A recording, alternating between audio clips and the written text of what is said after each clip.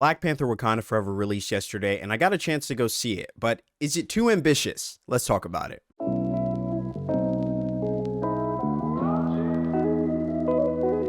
What's going on, guys? That guy right here. Welcome back to the channel. Thanks for hanging out with me today. Today, I wanted to talk about Black Panther Wakanda Forever.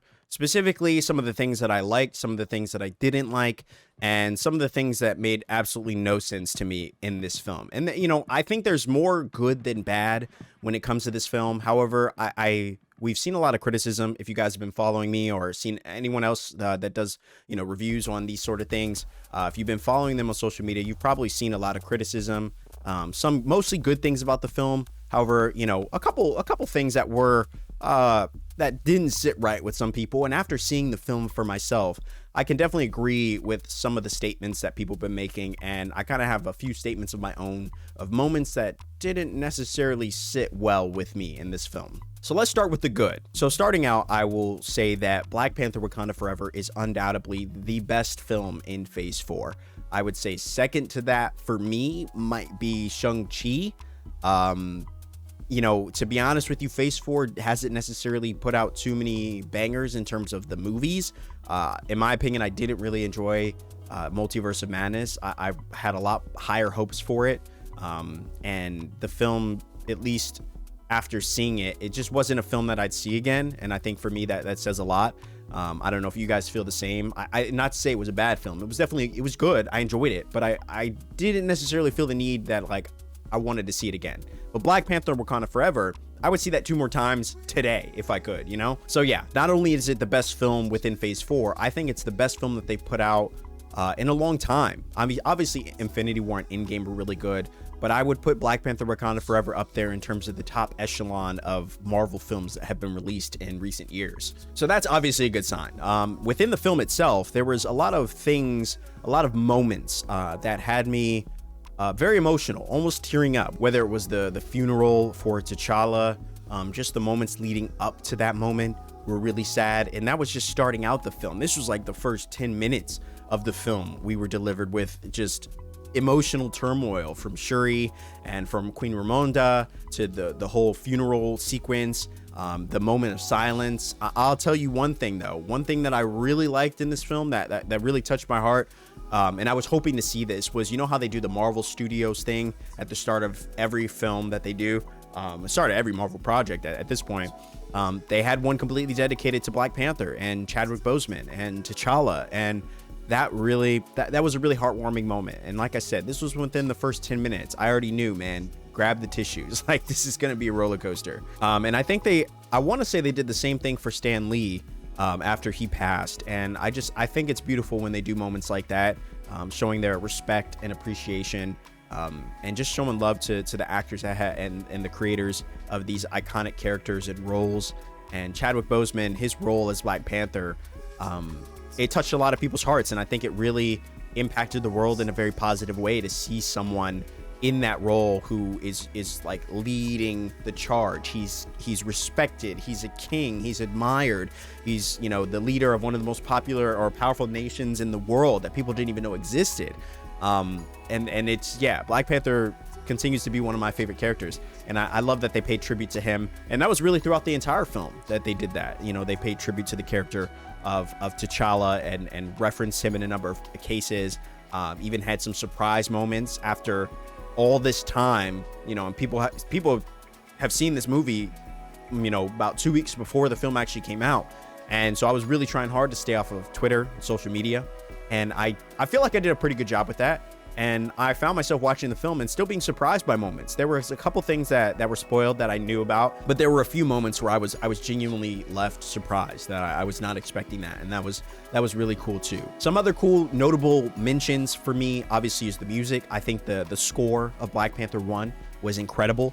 And they do not leave anything on the table with this film. The music that would come in when we venture down to Talokan, when they were in some of the fight scenes, at the end credits with Rihanna's song "Lift Me Up," those were some of my favorite moments. I truly believe that music makes the moment. This film really, the musical selections and when they were input into the film, I think really built up the intensity or the emotional, you know, moments that we were having. I think they were perfectly placed. And so another thing that was really good that I just have to touch on, spoilers, obviously, if you have not seen Black Panther Wakanda Forever, but obviously the new Black Panther coming into her own, Shuri. Obviously, we kind of already knew, many of us assumed that Shuri was going to be the Black Panther, and the moments leading up to that, I think, were really powerful, really emotionally charged. And she didn't just pick up the suit. You know, I think she didn't want to pick up the mantle because it belonged to her brother. And, you know, with him passing, it felt, I think, in many ways for the character wrong to just don the mantle and be like, okay, I'll be the next Black Panther. But obviously some events happen in the movie that, you know, really they find themselves, you know, at odds with, you know, the Atlanteans and Talokan, and they realize that they need a protector. After an attack on Wakanda, they realize that, like, okay, we need somebody who's equally as strong, equally as powerful, that can protect these people. And so, you know, Shuri, she has her moments of, you know, emotional, you know, dissonance where she doesn't really know what to do, and she finally dons the mantle. And I think her entrance was absolutely dope. It was probably one of my favorite moments in the entire film. Now let's talk about some of the bad things. Some of the things that I you know, was seeing in terms of criticism for the film was the pacing. And I would agree. This movie was one of the longest Marvel films that they've released, almost about 3 hours. And I gotta say, there were moments where the film was moving in a strong cadence, and I respected that, and I felt that. I was okay. It feels like we're going in a steady direction. And then there were moments where it just went from 0 to 100, like real quick. Like it cranked up so fast where I was like, I feel like, did I miss something? Like, we're already here? Like, this already happened? Like, though there's moments that, and it's hard to explain, obviously, until you see the film yourself. I feel like for the most part, the pacing was strong. But there were definitely some pacing issues where things were happening quicker than they would have liked. I think with the funeral with T'Challa, I do agree with some people that I wish that there was just a little bit more moments of them feeling those emotions and having that experience, because I think we were all experiencing that loss and we were all feeling that loss.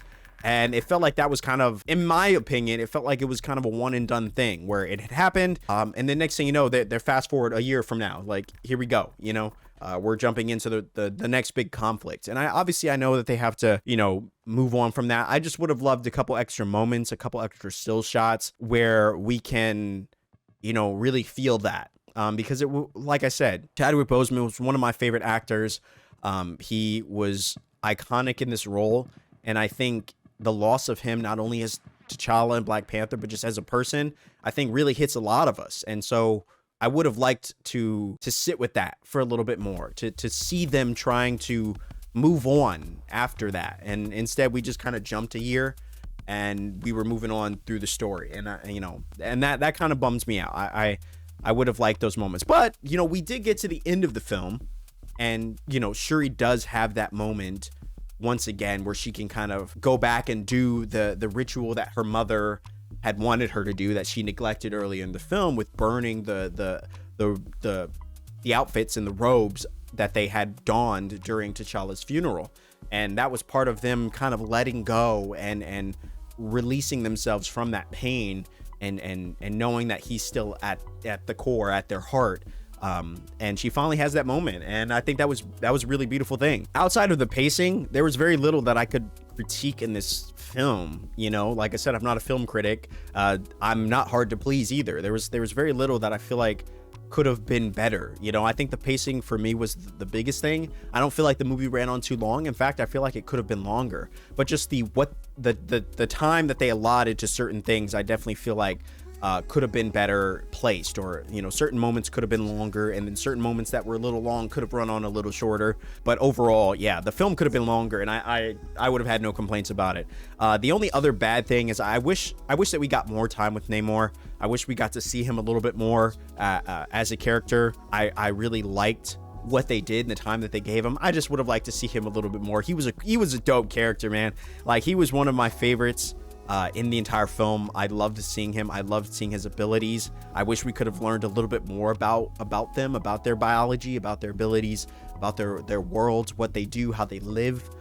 We got a little bit of a glimpse of that, but yeah, Talokan, like I said, it ties in with the pacing issue where we got to see it for a second, but I really wish we could have gotten a little bit more time in this world that that it looks like Marvel really spent a lot of time building up. And now for the WTF moments. And there aren't many. There really aren't. There aren't many moments that left me kind of questionable. Obviously, there are spoilers. I will continue to say that. So if you're watching this up to this point, I have likely already seen the film. At the very end of the film, okay, before we get to the end of the film, there was WTF isn't necessarily a bad thing. There's some big, like, mind-blowing moments that happen throughout the film that I was not expecting. Number one being the cameo of Killmonger.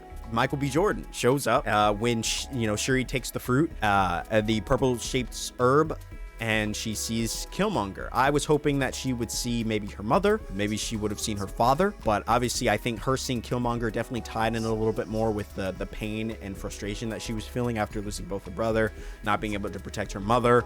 I definitely can see how that fit a little bit better, but it also gave character-driven purpose in a way, because it allowed Shuri in the final confrontation with Namor to make a choice. And, she could hear Killmonger in her head, but then she also thought about her mother and was like, okay, you have a choice here. You can be like Killmonger, you can be noble, you can be like your brother, you can be like your father and be kind of a hypocrite and just do what needs to be done. Or you can find a way to do things differently. And she does. She finds a way to do things differently, but the presence of Killmonger was very surprising. I was not expecting that. I was definitely a big WTF moment. The second WTF moment, which I feel like is kind of a negative thing, was the death of Ramonda. I don't feel like the death of Ramonda, after watching the film the first time, and I'm definitely going to watch it a second time to get maybe a better glimpse, a better look, now that I know kind of how the whole film pans out, I can pay more attention to the little nuances, but I don't feel like Ramonda needed to die. I feel like in many ways that kind of, I can see why they did it, and I can see how that impacted Shuri as a character, and with Shuri being kind of the leading role in this film, I can see that needed to happen in order for her to feel the desire to protect her people, given the fact that she is now like the queen, essentially. And so I can see why they did it. However, I was a little bitter by their creative decision to kill Angela Bassett's Queen Ramonda. I don't feel like that needed to happen. I feel like the character herself had already suffered enough. Why did she also need to die in the film? You know what I'm saying? Like that to me felt a little weird. Like I said, again, I can see both sides. I can see why they did it. But as a viewer, as someone who watching the film, I wish that they had gone a different direction. Maybe she got hurt, maybe, and that sparked Shuri to like really want to protect her people and protect her mom the way she couldn't protect her brother, right? While her mom's in a coma or she's, gravely injured or whatever, but still like at the end of the film, like she comes to and she's alive. But instead they just killed her off. That moment came in the midst of a film that was already very emotionally charged, as I said before, with the death of, Chadwick Boseman and T'Challa, the Black Panther.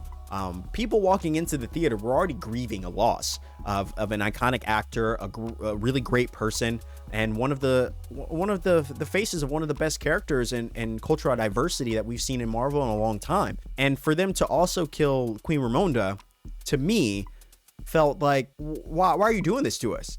You know what I mean? Like, why are you doing this to us? We already have dealt with the death of T'Challa, and then they did the funeral thing that they did for T'Challa in the beginning of the movie. They also did it for Queen Ramonda, but it felt a lot more expedited. Again, goes back to pacing. It was a moment where you felt like there should be a little bit more time devoted to this, and instead here we are. We're just kind of, okay, yeah, she's dead, put her in the ground, okay, let's move on. I feel like, if anybody, I feel like Queen Ramonda also deserved her own special moment, and it was kind of a passing glimpse in the greater whole purpose of the story, and I feel like that was kind of cheap for the character. So when I think about it, yeah, I don't think that moment needed to happen, and it was definitely a WTF moment that didn't sit right with me.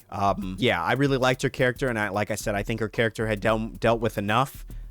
With the death of her husband, the death of her son, the kidnapping of her daughter, or not necessarily kidnapping, but she didn't know where she was. So in her mind, she was like, I lost my whole family. And so, yeah, I feel like they didn't need to do that. And in many ways, I don't think it cheapened, the moments that they dedicated to T'Challa, but it definitely detracted from it. I feel like the entire movie should have been about, them moving on and still dealing with the heartache and the anguish of T'Challa. And I felt really bad for Shuri, because now she has she has nobody to look after her. She has no one to take care of her, or, you know, just to be there for her.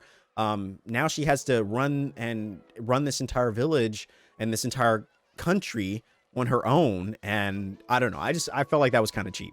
So overall, my overall impressions, Black Panther Wakanda Forever, in my opinion, I would still give it a strong 9.5 out of 10. The moments that I didn't necessarily like with the pacing and certain creative decisions with the characters were not enough to detract me from what I believe to be one of the best movie experiences you could have. One of the best Marvel films that has come out, not only in Phase 4, but in general. I would place Black Panther Wakanda Forever at the top of my list, you know, in terms of like the top Marvel films that have come out. And we're going to do a whole nother ranking now that this film has come out, probably another YouTube video that will come out, ranking all the Phase 4 films. Where do I place them, and see what you guys think about that as well. But overall, yeah, I would give this film a 9.5 out of 10. Obviously, it wasn't perfect. There were some things that I would have liked. There were some creative decisions that didn't sit well with me, but it was not enough to detract from what I believe to be a truly special moment. And I think it does pay tribute very well to Chadwick Boseman, to T'Challa, to the Black Panther. And I think while simultaneously moving the series and moving the franchise in this world of Wakanda forward in a direction that I think will still be strong for future films if they decide to do that. I hope that there's a Black Panther 3. There's already been talks about it. I wouldn't expect to see it for a long time, but I would say that I would love to see a Black Panther 3 with Shuri kind of running things fully as the Black Panther, and just to see how that kind of progresses. I could see them doing a Black Panther 3 war on Wakanda, where they have to make a decision finally, where the world continues to push them for their vibranium, and maybe they have to team up with, you know, maybe they have to team up with the Atlanteans or something like that. That's just off the top.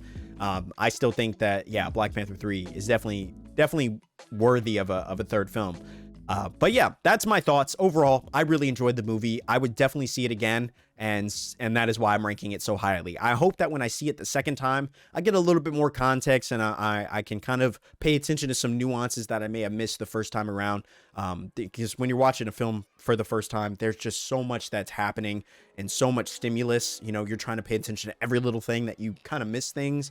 That I like to go see films a second time to really kind of just focus a little bit. Plus, my theater experience was awful. That's, if you see my TikToks, you already know the whole story behind that. But yeah, overall, I really enjoyed Black Panther Wakanda Forever. And hopefully if you're watching this video, you've seen it yourself. And let me know down in the comments below what you thought of it. Was there anything that you liked? Anything you didn't like? Or is there anything that was very questionable for you? Let me know down in the comment section. Drop a like on this video if you did enjoy. Thank you guys so much for watching and hanging out with me. I do appreciate it. I'm trying to get better at doing these kind of reviews and things like that. And yeah, I appreciate any support on this video. Really does mean a lot. But until then, thank you guys so much. I appreciate you. We'll have more videos coming out, so hit that bell icon. And as always, my name is That Guy Rye, and I'll see you in the next one.